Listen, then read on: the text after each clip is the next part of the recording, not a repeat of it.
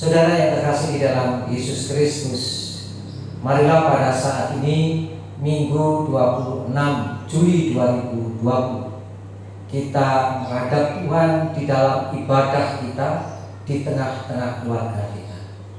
Dan mari kita memasuki ibadah kita saat ini dengan bersaat teduh sejenak.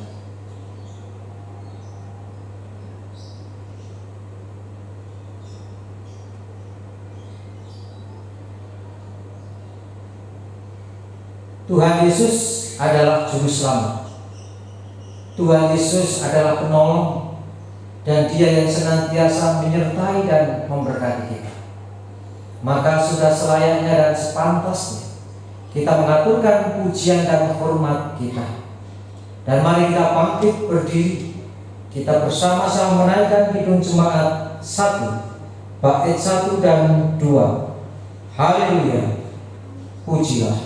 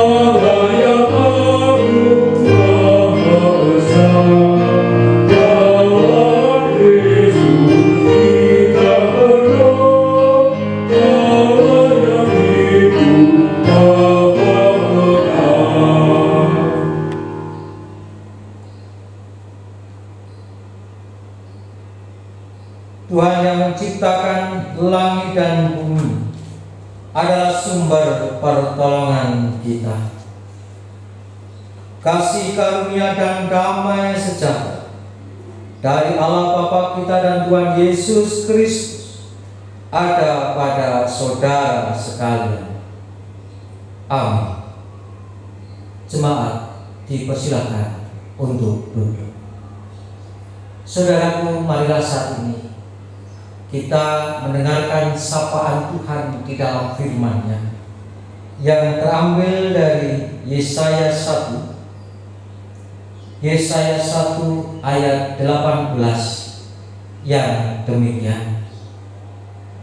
Marilah, baiklah kita berperkara firman Tuhan.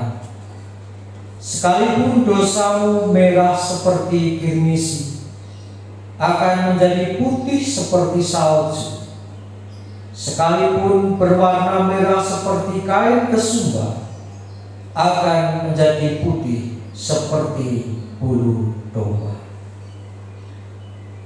Tuhan menyapa kita di dalam firman-Nya yang tidak mengatakan kepada kita bahwa sekalipun kita berdosa, kita akan beroleh pengampunan dari Tuhan kita. Syaratnya adalah tentu saja bertobat, menyadari kesalahan diri, dan merubah diri sesuai dengan yang Tuhan Yesus kehendaki. Dan mari bersama-sama Kita bersyukur oleh karena anugerah yang Tuhan berikan, kita yang telah diampuni segala dosa kita. Kita bersama-sama memuji Tuhan dengan Kidung Jemaat 40 bait 1 dan 4. Ajaib benar anugerah.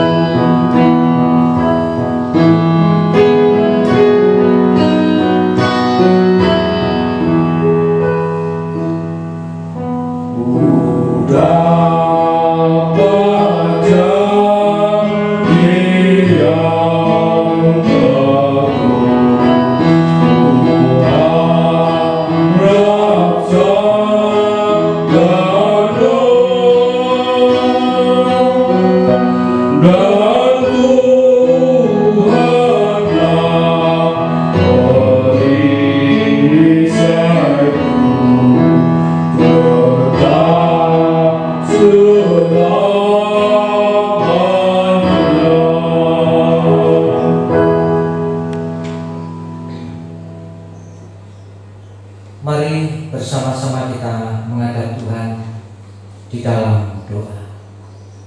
Kita berdoa. Ketika kami melihat, merasakan dan menghayati akan karya-Mu Tuhan, kami bersyukur, kami bersukacita oleh karena anugerah keselamatan, oleh karena pertolongan dan berkat-Mu yang senantiasa Engkau limpahkan di dalam kehidupan kami. Engkau juga Allah yang senantiasa bersama kami. Engkau yang senantiasa hadir di dalam segala sesuatu, segala peristiwa yang kami alami.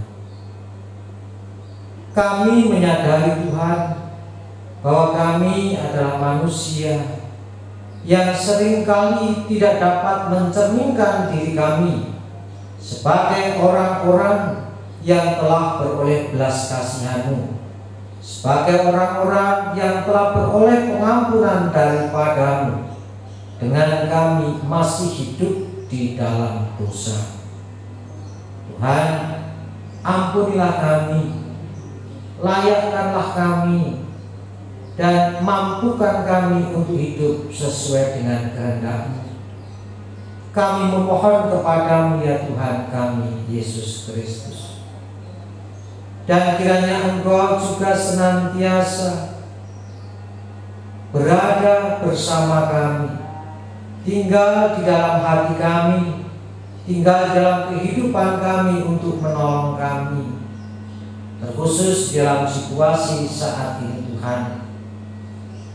Kami rindu akan beraktivitas dengan normal kembali. Kami rindu untuk beribadah di gereja-Mu. Kami rindu untuk berkomunikasi, bersosialisasi dengan teman-teman kami tanpa jarak. Tuhan, kiranya Engkau melihat kerinduan kami, dan kiranya Engkau pulihkan kami, Engkau bebaskan kami dari pandemi virus corona ini yang tak kunjung usai.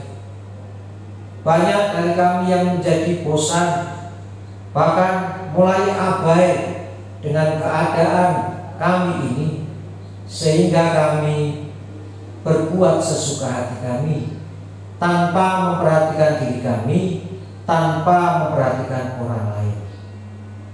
Oleh sebab itu ya Tuhan, bersegeralah menolong kami, bebaskanlah kami dari virus ini.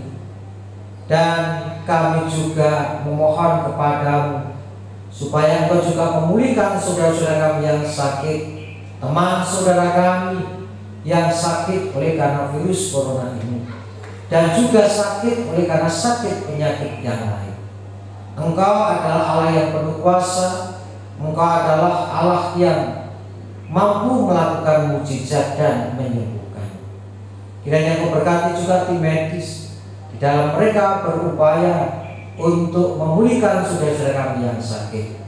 Berkati kami semua Tuhan untuk berupaya keluar dari pandemi ini dengan berupaya melakukan kebijakan-kebijakan, protokol-protokol yang ada, sehingga meminimalisir penyebaran virus corona, bahkan juga dapat memutus rantai penyebaran virus ini. Tuhan, kiranya Engkau juga hadir di dalam pergumulan hidup kami satu persatu. Engkau yang Allah yang Maha Tahu dan tahu apa yang menjadi pergumulan kami satu persatu. Kami yakin dan percaya Engkau beserta dengan kami. Kami memang tidak tahu apa yang akan terjadi pada kami hari-hari esok. Yang kami tahu dan kami percaya Engkau senantiasa hadir untuk menyertai kami. Engkau berkati juga jemaat Tuhan, terkhusus GKJ Jubilee.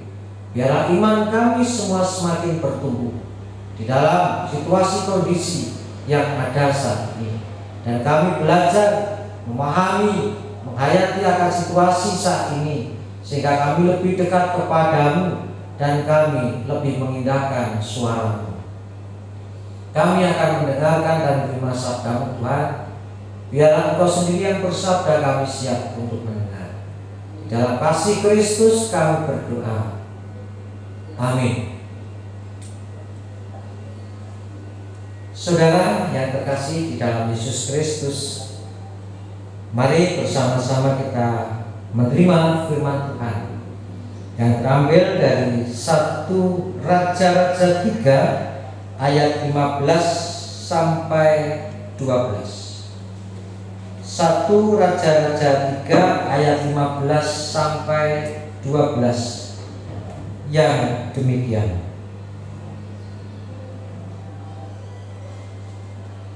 Di Gibeon itu Tuhan menampakkan diri kepada Salomo dalam mimpi pada waktu malam. Berfirmanlah Allah, mintalah apa yang hendak kuberikan kepadamu. Lalu Salomo berkata, Engkaulah yang telah menunjukkan kasih setiamu yang besar kepada hamba-Mu Daud ayahku, sebab ia hidup di hadapanmu dengan setia, benar dan jujur terhadap engkau, dan engkau telah menjamin kepadanya kasih setia yang besar itu dengan memberikan kepadanya seorang anak yang duduk di tahtanya seperti pada hari ini. Maka sekarang ya Tuhan Allahku, Engkaulah yang mengangkat hamba-Mu ini menjadi raja, menggantikan Daud ayahku, sekalipun aku masih sangat muda dan belum berpengalaman. Demikianlah hamba-Mu ini berada di tengah-tengah umat-Mu yang Kau pilih, suatu umat yang besar yang tidak terhitung dan tidak terkira banyaknya.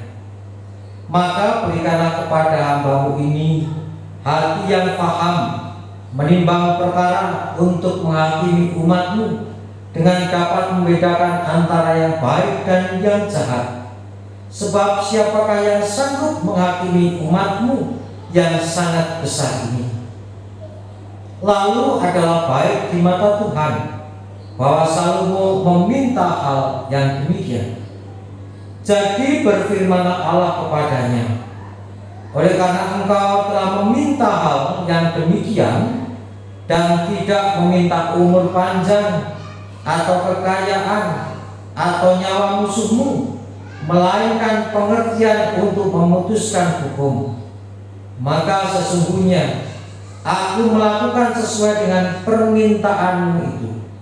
Sesungguhnya aku memberikan kepadamu hati yang penuh hikmat dan pengertian, sehingga sebelum engkau tidak ada seorang pun seperti engkau, dan sesudah engkau takkan bangkit seorang pun seperti engkau. Demikianlah sabda firman Tuhan yang akan kita dengarkan. Saudara yang terkasih di dalam Yesus Kristus, apa yang akan kita ingini, apa yang akan kita gapai, tentunya kita akan berusaha menggapainya. Kita mengingini segala sesuatu, kita mengharapkan segala sesuatu, atau kita memiliki tujuan tertentu, pasti ada upaya-upaya yang akan kita lakukan untuk menggapainya. Namun ada dua sikap di mana orang itu menggapai tujuan, impian, harapan, dan keinginannya.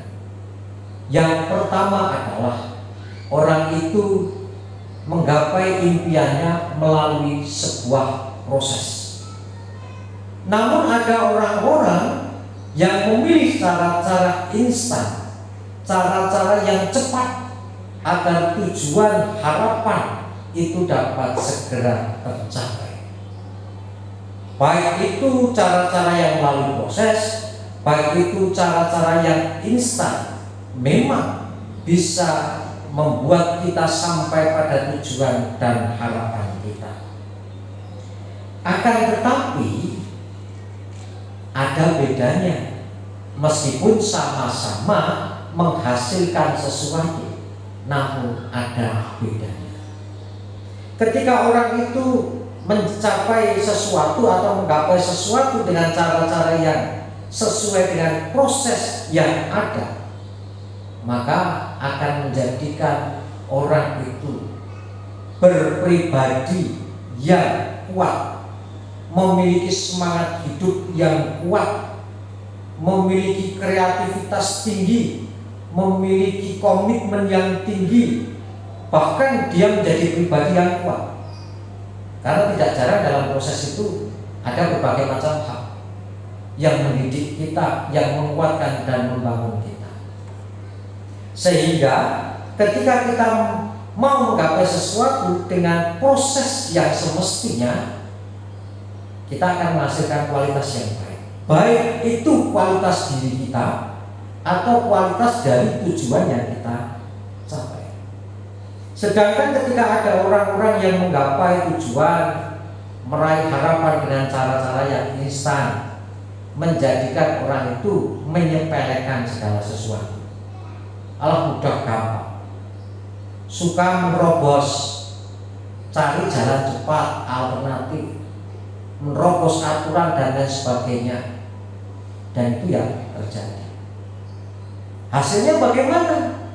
Tentu saja tidak akan ada kualitas yang baik, baik dalam dirinya, baik kualitas dari tujuan yang dicapai.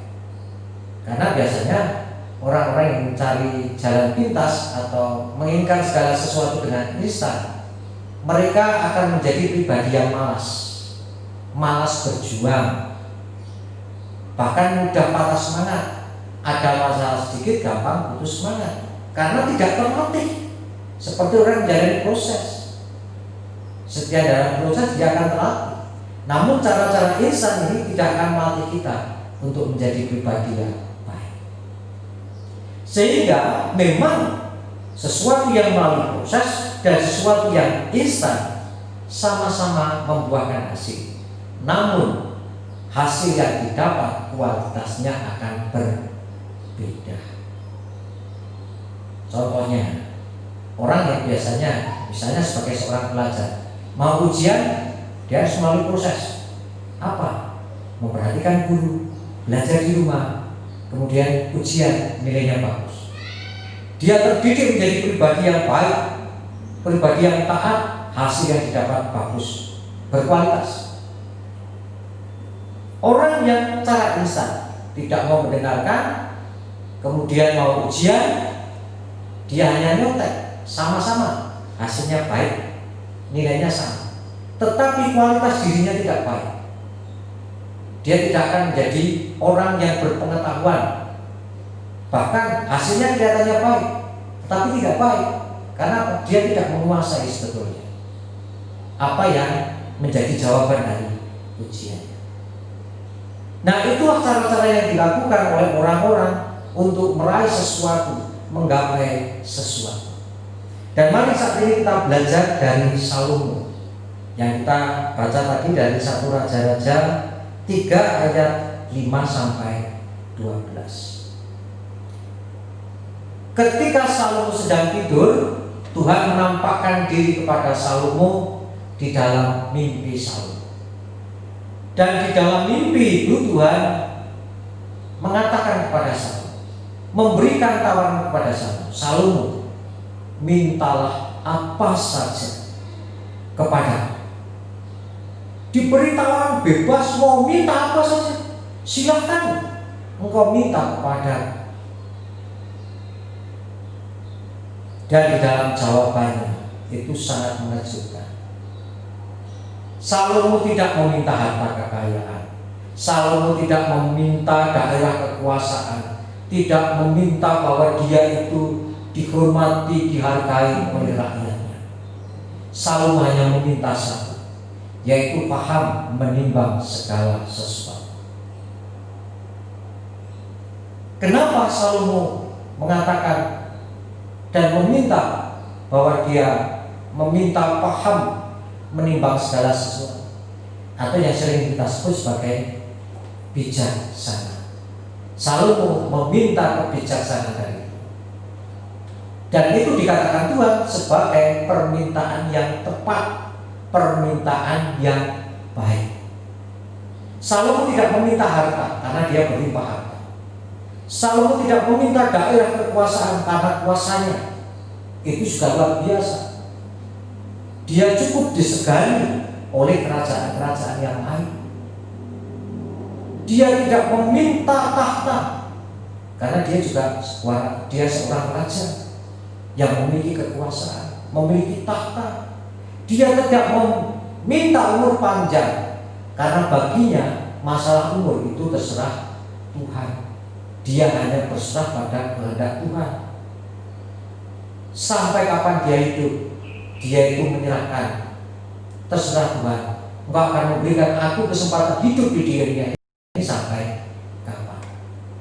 Dia meminta kebijaksanaan karena Salomo merasa apa yang Tuhan berikan kepada dia harus dapat dipertanggungjawabkan, harus dapat dikelola dengan baik.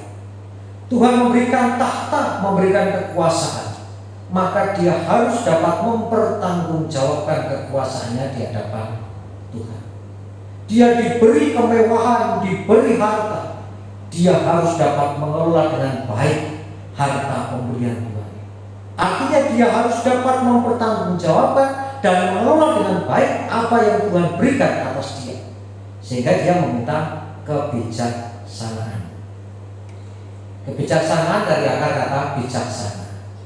Bijaksana itu artinya adalah menggunakan akal pikiran, akal budi dengan baik, teliti, cermat, berhati-hati, mau belajar dari pengalaman.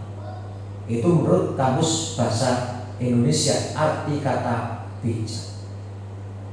Salomo meminta supaya dia bijak, supaya dia menggunakan akal budinya dengan baik di dalam memimpin rakyat, di dalam mengelola kerajaan. Bagaimana dia mengambil kebijakan-kebijakan, membuat peraturan-peraturan, dia harus cermat, berhati-hati, dia tidak gegabah dalam segala. Jadi inilah permintaan yang tepat yang dikatakan oleh Tuhan. Dan dia memilih untuk diberikan kebijaksanaan. Ini menunjukkan bahwa Salomo itu mau berproses. Dia tidak diberikan Tuhan berikan aku kuasa, berikan. Dia tidak meminta segala sesuatunya dengan instan, tapi dengan kebijaksanaan dia memiliki harapan, dia dapat memberikan yang terbaik. Jadi dia mau berproses. Tuhan tambahkan hartaku, Tuhan tambahkan kekuasaanku. Dia tidak minta secara instan, tetapi dia meminta kebijaksanaan supaya dapat mengelola dengan baik. Artinya dia mau berproses. Dia tidak ingin segala sesuatunya instan, tetapi dia ingin berproses. Sehingga dia memilih untuk meminta kebijaksanaan. Dengan bijaksana inilah dia dimampukan untuk menjalani kehidupan. Karena mau tidak mau, selama masih hidup manusia itu harus berproses. Sebelum lahir ada proses. Kita sebelum lahir ada prosesnya, dikandung dari ibu.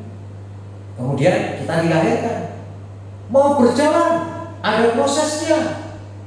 Proses dalam hal ini tahapan-tahapan. Manusia tidak mungkin begitu lahir langsung jalan. Tidak. Dia lahir, mau makan ya dari makanan yang lembut dulu, baru makanan yang agak keras, nasi dan sebagainya. Mau berjalan, itu ya dimulai dari merangkak dulu. Ada prosesnya, ada tahapan yang tidak bisa dilewati. Artinya sebetulnya selama kita hidup, kita itu ada dalam proses. Akhirnya sampai kapan? Ya sampai kematian menjemput kita. Nah, Salomo ketika dia menjadi raja, dia masih sangat muda usianya. Orang muda biasa dengan di samping semangat yang tinggi, tapi juga ego yang tinggi. Orang muda cenderung tidak dapat berpikir dengan baik, adanya gegabah. Sehingga dia meminta kebijaksanaan supaya dia dapat melewati usia mudanya dengan baik. Karena juga akan sebagai raja akan mengalami banyak hal, tantangan, hambatan, rintangan dan lain sebagainya, pengambilan keputusan. Sehingga dia memilih meminta kebijaksanaan supaya di dalam proses kehidupannya dia dapat melalui dengan baik. Dia tidak memilih cara yang instan, tetapi dia memilih cara yang sesuai proses yang ada. Nah, kembali lagi soal orang-orang yang meraih harapan, meraih tujuan hidup dengan cara yang melalui proses yang instan. Nah, kita sebagai orang percaya, kita harus belajar dari Daud. Dia tidak memilih cara yang instan, karena cara yang instan tentunya hasilnya tidak baik. Tetapi adalah cara yang dipilih adalah melalui proses. Karena di dalam proses itulah kita akan menjadi pribadi berkualitas baik, hasil yang dapat yang baik, maksimal dan lain sebagainya.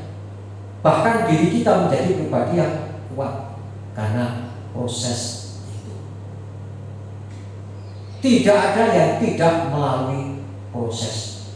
Katakanlah mie instan sendiri juga ada prosesnya sebelum dimakan. Ada mie instan yang hanya tidak perlu direbus, tapi cukup dituangkan air panas, kemudian tunggu beberapa menit, setelah itu bisa dimakan. Itu pun juga melalui sebuah proses, melalui tahapan-tahapan. Kita saat ini di dalam proses kehidupan menuju kesempurnaan kehidupan di surga. Mari kita nikmati proses yang ada dengan memohon kekuatan Tuhan, memohon kebijaksanaan Tuhan, supaya kita terus dimampukan untuk melewati proses-proses kehidupan dengan baik, tidak putus di tengah jalan di dalam proses itu, tapi terus sampai pada kesempurnaan keselamatan di surga, dan tidak menempuh cara-cara instan meskipun itu juga dapat membuahkan hasil. Tapi kembali lagi, cara instan tidak akan membuat kita berkualitas. Hanya cara di dalam proses yang kita lakukan itulah yang akan menjadikan kita berkualitas. Mari kita nikmati hidup. Mari bersama-sama kita lalui setiap proses kehidupan kita dengan penuh sukacita, memohon kebijaksanaan Tuhan. Jangan berhenti, teruslah berproses, teruslah menjadi pribadi yang berkualitas, dan juga teruslah membuat karya-karya yang berkualitas. Tuhan Yesus memberkati. Amin.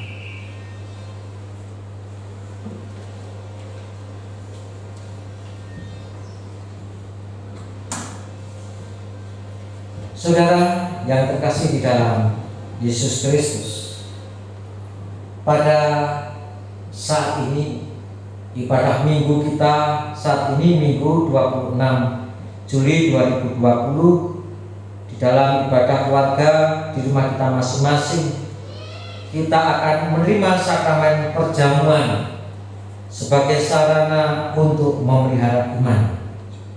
Pelayanan sakramen perjamuan didasarkan pada perjamuan malam menjelang Tuhan Yesus disalib. Sebagai sarana untuk memelihara iman, sakramen perjamuan mengandung maksud. Yang pertama,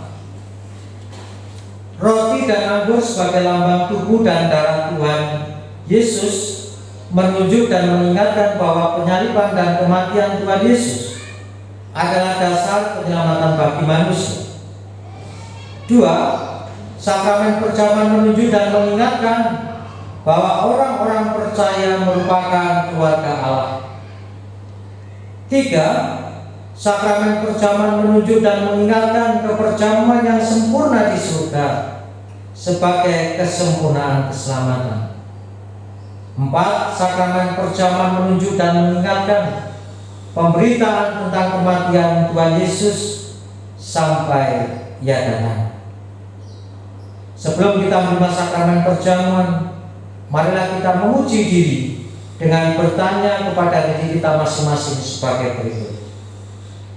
Satu, apakah kita sungguh-sungguh menyadari dan mengakui bahwa kita berada dalam kondisi tidak selamat karena dosa, dan dengan kekuatan serta usaha sendiri tidak mampu melepaskan diri dari kondisi tersebut, sehingga membutuhkan juru selamat yang berkuasa melepaskannya. Dua, apakah kita sungguh-sungguh bertobat dan menyerahkan diri dengan penuh keyakinan kepada Allah yang menyelamatkan manusia melalui kematian dan kebangkitan Tuhan Yesus? Tiga, apakah kita sungguh-sungguh bertekad menyerahkan diri untuk hidup sesuai dengan firman-Nya? Empat, apakah kita sungguh-sungguh bertekad senantiasa menjalani hidup penuh syukur atas anugerah penyelamatan Allah? Selaku hamba Tuhan, saya menegaskan bahwa sakramen perjamuan diperuntukkan bagi orang-orang yang mau bertobat dan hidup di dalam karya keselamatan Tuhan. Mari kita menyiapkan hati kita bersama-sama untuk menerima sakramen perjamuan.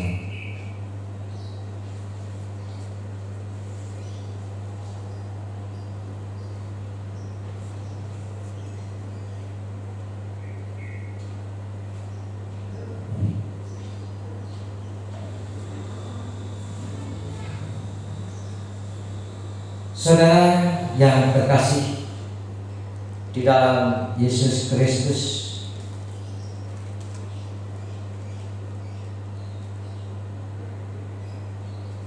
roti yang kita pecah-pecahkan ini adalah lambang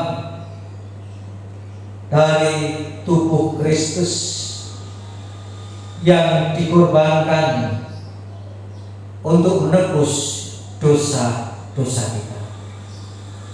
Mari kita terima roti sebagai lambang tubuh Kristus ini dan kita hayati bahwa kita telah ditebus oleh Tuhan di dalam karya penyelamatan. Mari kita makan bersama.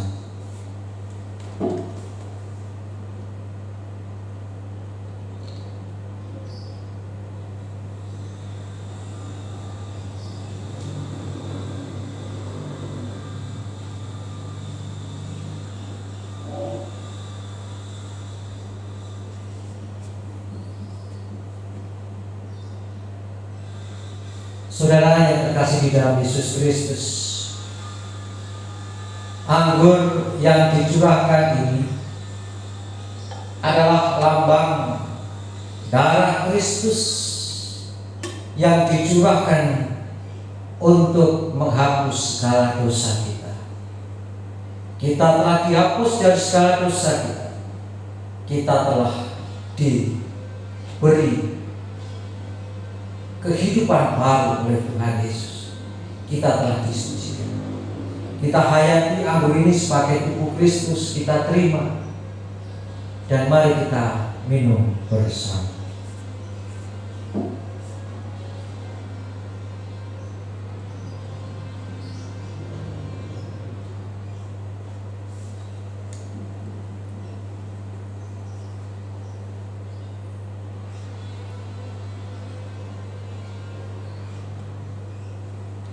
Saudara, kita telah menerima firman Tuhan yang mengingatkan kita supaya kita terus berproses dalam hidup ini. Dan kita juga telah menerima roti dan anggur sebagai lambang tubuh dan darah Kristus yang dikorbankan dan dicurahkan untuk keselamatan kita. Tuhan juga senantiasa menyertai kita, memberikan berkat yang melimpah. Oleh sebab itu marilah kita mempersembahkan bagi Tuhan dengan didasari Maliaki 3 ayat 10. Bawalah seluruh persembahan persepuluhan itu ke dalam rumah perbendaharaan, supaya ada persediaan makanan di rumahku, dan dipujilah aku, firman Tuhan semesta alam. Apakah aku tidak membukakan bagimu tingkap-tingkap langit dan mencurahkan berkat kepadamu sampai berkelimpahan? Mari kita bersyukur kepada Tuhan dengan mengaturkan persembahan kita ini dengan Kidung Jemaat 403 bait 1 dan 2. Hujan berkat kan tercurah.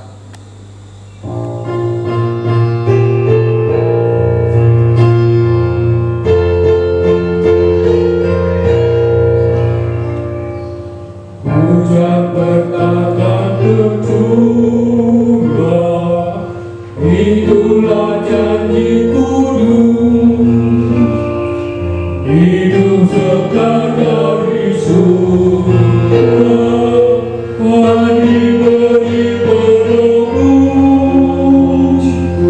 Hujan berkat, itu yang kami perlu. Suara berkat, biar tercurah penuh.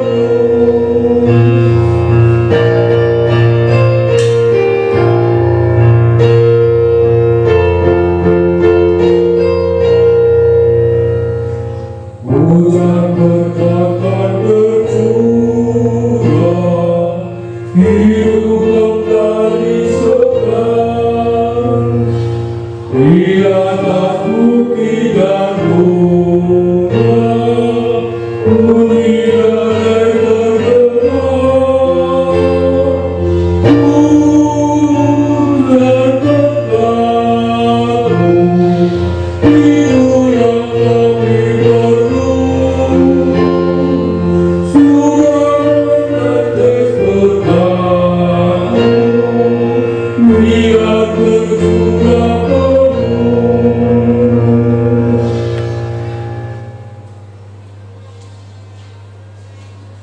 Mari saudaraku kita bersama-sama berdoa. Syukur kami kepadamu ya Tuhan, Engkau telah berfirman yang mengingatkan dan menguatkan kami supaya kami senantiasa setia dalam proses kehidupan ini, supaya kami menjadi orang-orang yang berkualitas, supaya hasil yang didapat juga berkualitas sampai pada kesempurnaan keselamatan di surga. Engkau juga telah memperkenan kami untuk ikut sakramen perjamuan yang mengingatkan akan pengorbanan-Mu di kayu salib untuk menyelamatkan dan menghapus dosa kami. Dan saat ini kami mengaturkan syukur kepadamu melalui persembahan kami. Terimalah, sucikanlah, mendukung pelayanan yang ada. Ya Tuhan, kami akan melanjutkan aktivitas kami di hari ini, kiranya ada di dalam kuasa dan penyertaan Tuhan. Di Di dalam kasih Kristus kami berdoa. Amin. Mari bersama-sama kita bangkit berdiri, kita mengikrarkan pengakuan iman rasuli kita. Aku percaya kepada Allah Bapa yang Maha Kuasa, Khalik langit dan bumi, dan kepada Yesus Kristus anaknya yang tunggal Tuhan kita, yang dikandung daripada Roh Kudus, lahir dari anak darah Maria, yang menderita di bawah pemerintahan Pontius Pilatus, disalibkan, mati dan dikuburkan, turun ke dalam kerajaan maut. Pada hari yang ketiga bangkit pula dari antara mati, naik ke surga, duduk sebelah kanan Allah Bapa yang Maha Kuasa, dan akan datang dari sana untuk menghakimi orang hidup dan mati. Aku percaya pada Roh Kudus, gereja yang kudus dan am, persekutuan orang kudus, pengampunan dosa, kebangkitan daging, dan hidup yang kekal. Terimalah berkat Tuhan. Kasih karunia Tuhan Yesus Kristus dan kasih Allah dan persekutuan Roh Kudus menyertai saudara sekalian. Amin.